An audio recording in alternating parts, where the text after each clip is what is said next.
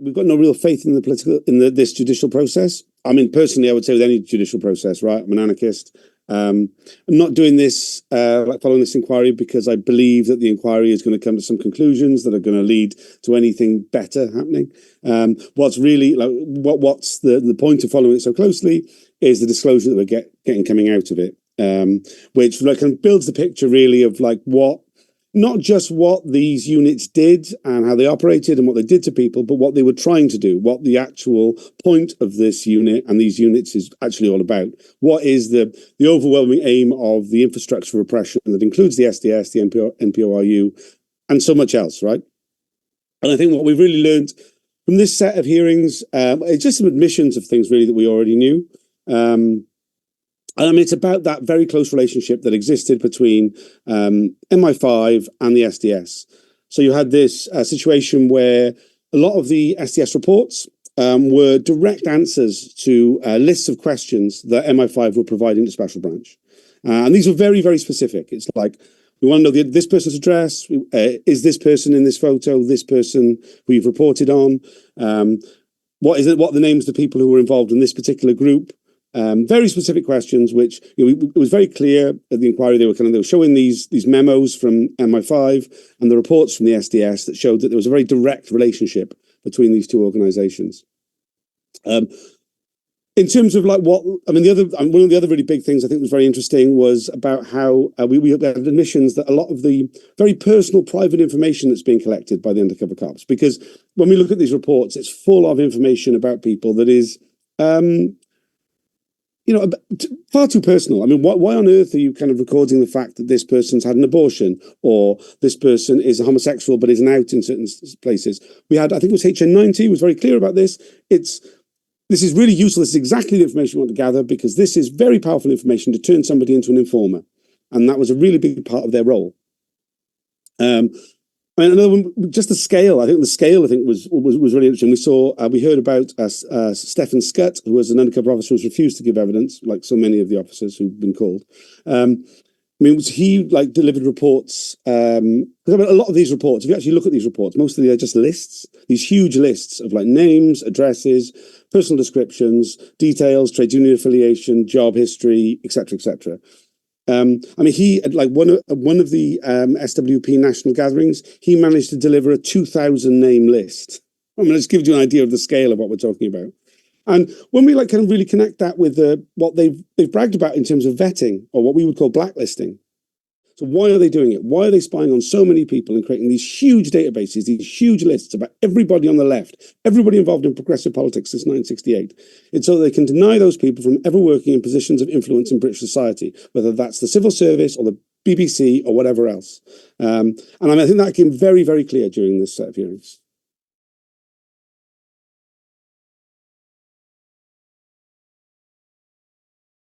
Not even in a position of power, anything even kind of remotely getting close to it. And when you kind of combine that with the fact they weren't doing this to the far right, is it any wonder that we now live in an incredibly right-wing country with a huge influence the far right has over the discourse, setting the agenda of British politics day in, day out? That the BBC is so incredibly biased towards the likes of Farage and so forth, whereas there's such little legacy of the huge history of left-wing politics that Britain has that has any influence on mainstream society. We have so few long-term left-wing institutions because they're undermined and destroyed by, and it's not just the undercover police, but I think they're the biggest example of it. But there's a wider infrastructure of repression, right? But they are the sharp end of that.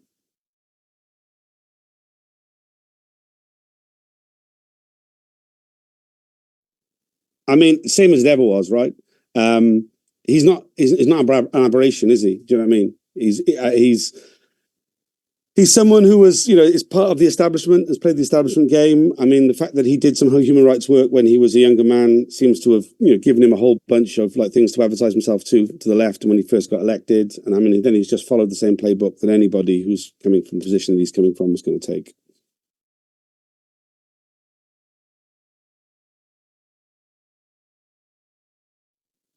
I think that there's a couple of elements to that. I think one of the best ones was made by the inquiry themselves, David Barr, during the council of the inquiry, during these opening statements for this phase of hearings. that there's the historical aspect to it, but I mean, this should massively influence the kind of policy making that's taking place now.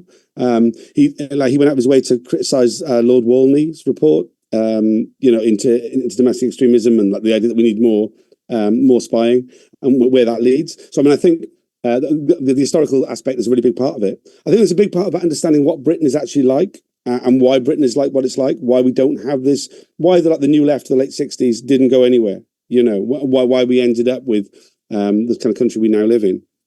But also I think it's about understanding about how far the state will go when it comes to repressing political movements now.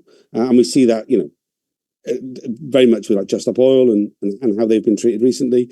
And I think on the specifics of that, because I mean, as people, I'm often asked about like, do you think they're doing it now? What do you think it's like now? And we don't know because the tactics will have changed massively. But what won't have changed is the way in which they operate. And it's about building up those vetting lists. It's about finding those connections. And I think like failing to learn the lessons of what we've learned from this is a really a dereliction of duty for any activist who's seriously looking to do any sort of social change. I mean, I think the big lesson is the state will not doesn't wear kid gloves when it comes to dissent. That you need to take it seriously, and that kind of being like protective of not just your own personal information, but the information within the group that you're part of. I mean, there's a reason why the SWP was so heavily infiltrated by the SDS and the NPORU. It's because they made so many lists. I mean, not just membership lists, but they also made lots of prospective member lists. They made lists of other people on the left in the local area. It's kind of part of the way that they organised, and it's got a sense to it, right? Do you know what I mean? That's kind of, it's like if you come in from like a business point of view and you're like looking to like grow your brand, then you're looking to identify possible customers, right? And that's kind of how the SWP have operated. But it's meant they ended up with lots of lists. Like we heard examples of undercover police officers who went into the SWP in order to set up a branch in an area so they could make those prospective lists of potential recruits, and then like abandon setting up that branch because they had all the information on everybody in that area who was like should be of interest, should be on those lists. So I mean, it's about things like that, which we see those same mistakes being made by the likes of Extinction Rebellion. They make a lot of lists, they ask for a lot of detail off people. I think that's a misstep. It's things like that. It's a lot of like, and it's not just tactical. I think it's also about understanding why Britain is like what it's like, and it comes back to this key thing which we should all remember as activists: is that society is not a debating chamber. It's a power struggle. You don't actually get anywhere by formulating the right collection of words in order to defeat your opponent in discussion. It's not about that. It's about marshalling social forces, and we need to like concentrate on that and less on like winning some argument with people who are never going to respect you anyway. Because the people who are in that position will never have any receptive ears to that kind of argument because those people have been filtered out years ago. I think that level of communication is new still, and it's only been like 10, 15 years or something that we've had these kind of things. And I think it's a much bigger question about how we all interact with each other and talk to each other and communicate. I think like there is definitely a lot of people I think waste their time having like kind of trying to formulate the right words, whether that's on Twitter or elsewhere. I mean, I'm sure like I'm not myself adapt to criticism for that because, I'm not very nuanced when it comes to my rhetoric. I'm quite an old school anarcho-populist, but like, and I'm sure that there's great work being done by people who are working out exactly the right arguments to have and the right line to have on things. But I don't think any of that matters when it comes to being effective as an activist, to be honest.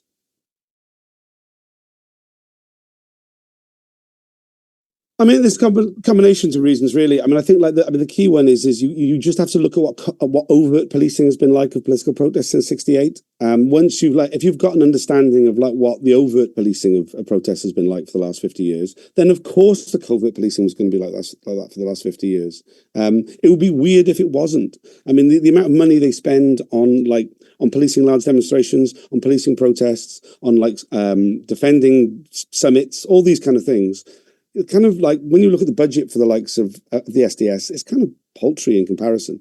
And also like in terms of like the shit you get if you were actually an effective activist in this country, like the undercover police are only one part of that. Do you know what I mean? There's plenty of overt policing stuff that goes on that's like obscene, but because of the nature of the British media, like it doesn't get highlighted very much by anybody except for those in the alternative press. So why would it not? I mean, obviously there was a lack of oversight. There was literally no oversight. The best they had was these annual reports, which were given to a senior police officer who had a meeting with the Home Office, which was an off-the-record conversation where they would, go like, "Oh, well, this year's been a very interesting year, sir. Our unit's doing remarkably well. We definitely need another budget for next year." And that's kind of it, really. So, like, why wouldn't it continue? In terms of like tactically, how did they manage to keep? How come this didn't get exposed earlier? I think there's a whole load of reasons for that.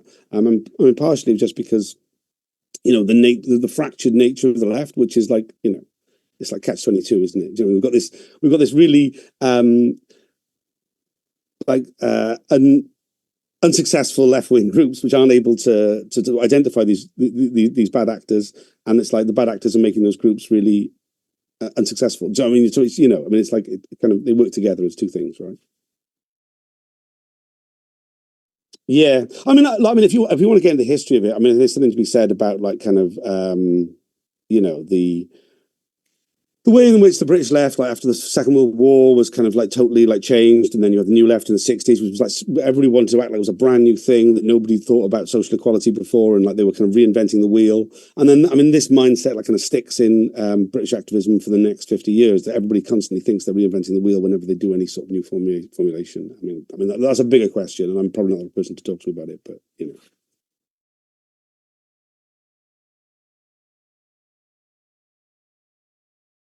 Oh, fuck yeah. Absolutely. I think I'm dividing British society more than it would have been otherwise. And it was bigger than that. What could Britain have been like if we hadn't had all this? And like I say, it's not just the Undercover Cops, but the whole, the wider thing. We didn't have that, we look about, their first target was the anti-Vietnam War movement. Okay, Britain didn't send any troops into Vietnam, partially because of that movement. But, British support for apartheid South Africa went on way longer than it should have, given the level of opposition that existed in this country because of the way in which they destabilized the anti-apartheid movement. The rise of the far right in the 1970s, like the way they allowed it to flourish whilst like suppressing anti-fascism. That's before you get onto the likes of the miners' strike. Do you know what I mean? How different could this country be? It could be so fucking different.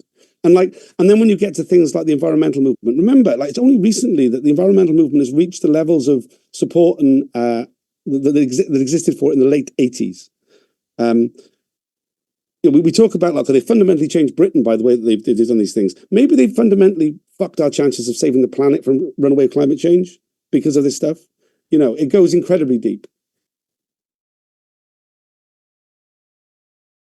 I think like the most important thing, and the thing which we should always come back to, is people are still resisting, people are still organising, people are still mobilising. That's the very most important thing. And like, as much as I think that people should take an interest in what we're learning about undercover policing from the past, if it's a choice between that or mobilising right now, however incorrectly, however messily, however else, always choose mobilising now.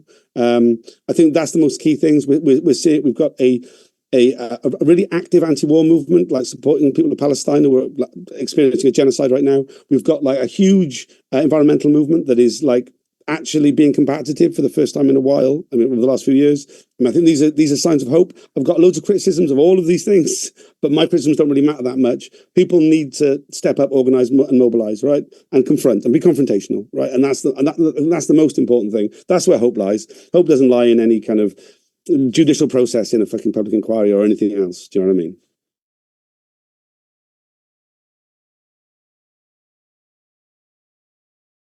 It would be helpful, right? I think it would be helpful, but like don't let. There's always a danger, right? And I really felt that danger from my generation of activists who discovered that we were infiltrated at a point when we were still active, and it shocked us into inactivity. The inertia that hit that movement of the late 2000s, early 2010s. Yeah, it's still. I still feel the effects of it. I still know people who are incapable of being politically engaged in any way because they were so scared by what happened to them at that time, right? And that's totally fair enough.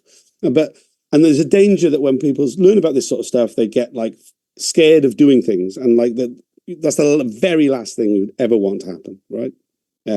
So I think better that people do stuff and are a bit misinformed rather than like are so informed that they don't do things. Do you know what I mean?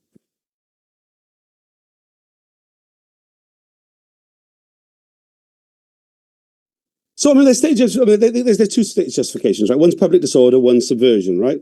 And I mean, I think in their own way, the subversion's kind of true, but they don't mean like the subversion as in overthrowing the government. I mean, they think they're talking about subversion as in like just. I mean, we heard it. Doug Edwards was one of the first undercover officers to give evidence. I mean, one of his quotes was about 1968 and like why there was a need to, like remove the anti-Vietnam War protesters. He was like, there's a lot of long-haired hippie layabouts in need of a good clout. And I mean, it's this idea that, there's these social attitudes that are coming in and like changing Britain, and we don't like it and we don't want it. And we don't want working class people to have political organization or have any kind of autonomy in the kind of socio-political way society is structured, right? So I mean, I think when you look at it from that point of view, and that like if they literally consider working class political like representation, mobilization as being like a form of criminality, then that's their justification. I mean, I don't think that's justified. I don't think any right-thinking person would think that's justified. But I think in the minds of people who want to, preserve the parasitic, aristocratic section of society that like bleeds the rest of us dry and is destroying the planet, if you want to defend that, then you need things like this. You need lots of things like this. And there's a perfect justification for them on those grounds. Do you know what I mean?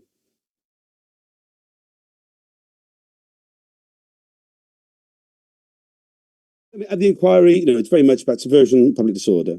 And I mean, that's what they keep coming back to. I think, I mean, there's a whole shot through the middle of it. I think there's an element of nod, nod, wink, wink about the subversion line. That like, yeah, subversion, it is these people are subversives, mate. Like they are like, and I mean, man, I define my politics as revolutionary. Like we should. Anybody who wants to like make this world a better place has to be a revolutionary. It's like it's a dereliction of like common sense to say that you want a better society, but you're not revolutionary. It's like bullshit, man. Like, how the fuck are you going to have a better society without a revolutionary mindset, right? And that's not getting into anything about violence or fucking whatever else, right? It's about having a revolutionary mindset and having revolutionary politics. So, like opposing like revolutionary politics to protect the Queen's peace, which is a phrase they love coming back to. That's their justification, right?